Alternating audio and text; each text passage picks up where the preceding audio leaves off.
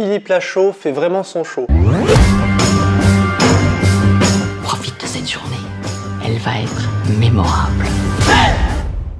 Hey, what's up tutu, j'espère que vous allez bien. On se retrouve aujourd'hui pour une toute nouvelle vidéo et surtout une toute nouvelle critique. Nous allons parler du film Alibi.com 2. Mais avant toute chose, de quoi ça parle? Après avoir fermé son agence d'Alibi.com et promis à Flo qu'il ne lui mentirait plus jamais, la nouvelle vie de Greg est devenue tranquille, même trop tranquille. Plus pour longtemps, lorsqu'il décide de demander à Flo en mariage, Greg est au pied du mur et doit se résoudre à présenter sa famille. Mais entre son père escroc et sa mère ex-actrice de films porno, ça risque fort de ruiner sa future union. Il doit donc trouver autre chose et réouvrir son agence avec ses anciens complices pour une ultime alibi et se trouver des faux parents plus présentables.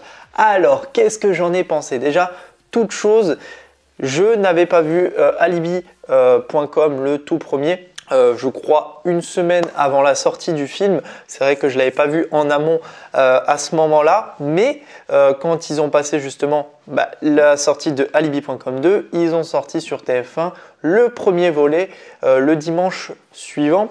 Donc j'ai regardé justement le premier et j'ai passé un excellent moment devant celui-ci, et c'est vrai que là ça commence à me réconforter un petit peu avec les comédies françaises qui, je trouvais, étaient un petit peu morts en ce moment, avec beaucoup de films, je pense, un peu trop gnangnan ou vraiment des scénarios pas du tout intéressants.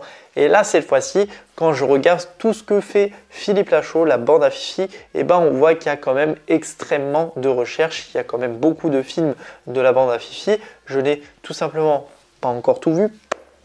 J'ai pu voir du coup Babysitting 1, Babysitting 2, du coup Alibi.com et là justement le Alibi.com 2, mais je sais qu'il y a d'autres films qu'il va falloir que je visionne, parce que ça a l'air d'être plutôt réussi sur la plupart des films de Philippe Lachaud.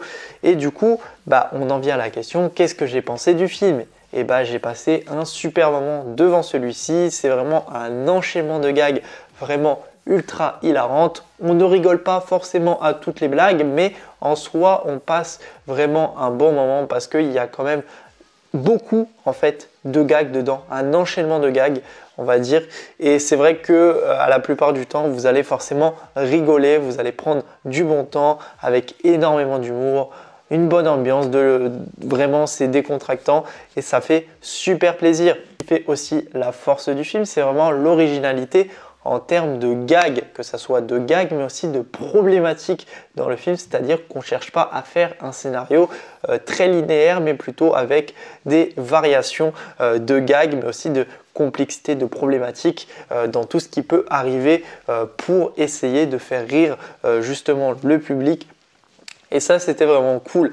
Donc vraiment, en plus, c'est des gags des fois un petit peu grossiers, parfois un peu moins, mais avoir déjà la scène qui se déroule justement dans la bande-annonce où on voit justement Didier Bourdon qui se retrouve coincé dans les espèces de barreaux en fer, je sais plus de quoi, où il se prend en fait l'assiette dans les fesses, quoi. C'est comme ça tout le long du film. Sincèrement, quand tu vois tout ça, au final, tu te rends compte qu'il y a beaucoup de choses qui font rire, même si c'est pas forcément non plus d'une grande importance en termes de gag par rapport à ce type de gag, mais on va dire que sur l'ensemble, franchement, vous allez rire, ça c'est sûr et certain, vous allez forcément passer un bon moment devant celui-ci. Le scénario est quand même plutôt réussi. On voit que le budget aussi était là. Sur le premier volet, on était à peu près dans les 8 millions. On a passé clairement au double sur celui-ci. Donc on voit vraiment qu'ils ont pu se faire plaisir, que ce soit sur la mise en scène, sur les acteurs, mais aussi voilà, sur tout ce qui est effets visuels, effets spéciaux, en termes de gags un petit peu plus approfondis.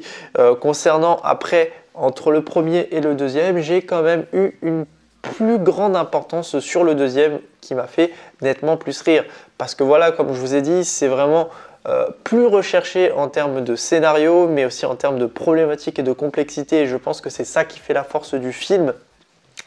Voilà, en enchaînant aussi tous les gags à la suite, en n'ayant aucun temps mort dans le film, ça c'est plutôt cool, parce que vraiment c'est assez incroyable de se dire qu'en 1h30 j'ai ri beaucoup, alors qu'il y a des films comme je vous ai dit, des films de comédie française où il n'y a aucun moment qui font rire. Alors je dis pas que sur tout l'ensemble du film j'ai rigolé, et j'ai même eu un petit peu peur au tout début du film. Quand j'ai commencé à regarder le film, je pense que pendant les 10-15 minutes, j'ai trouvé un petit peu long au démarrage, parce qu'on nous réexplique un petit peu alibi.com.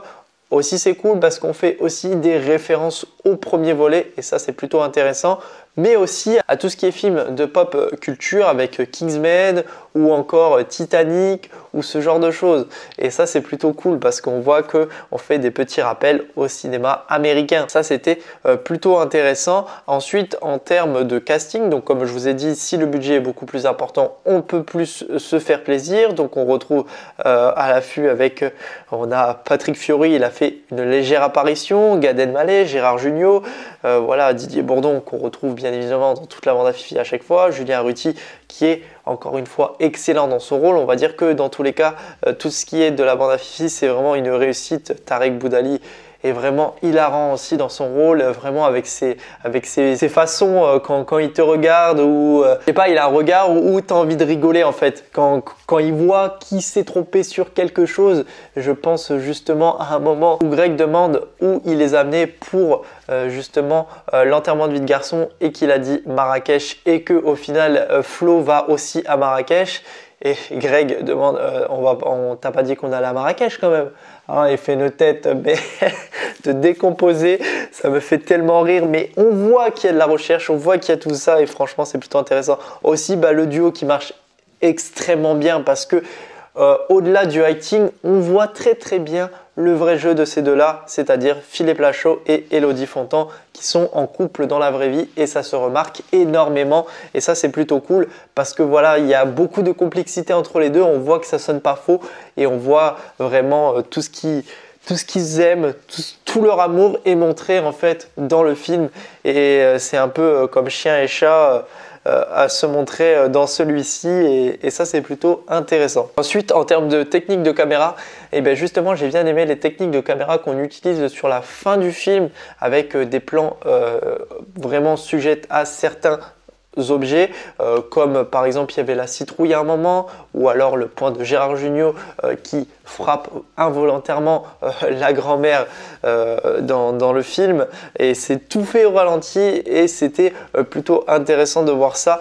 Et d'ailleurs par rapport à la scène finale, c'est vraiment hilarant, il n'y a rien à dire, c'est grossier, c'est impressionnant, c'est vraiment que du gag, et c'est vraiment, et là c'est justement là qu'on voit énormément de complexité et de problématiques recherchées dans celui-ci, avec beaucoup d'originalité, et vraiment c'est un moment où tu as envie de rigoler, tu as forcément envie de rigoler, parce que c'est un spectacle en fait, c'est un spectacle de comédie sur les 10-15 minutes de fin, et c'est vraiment intéressant de voir tout ça, et j'ai passé justement un excellent moment sur la scène finale.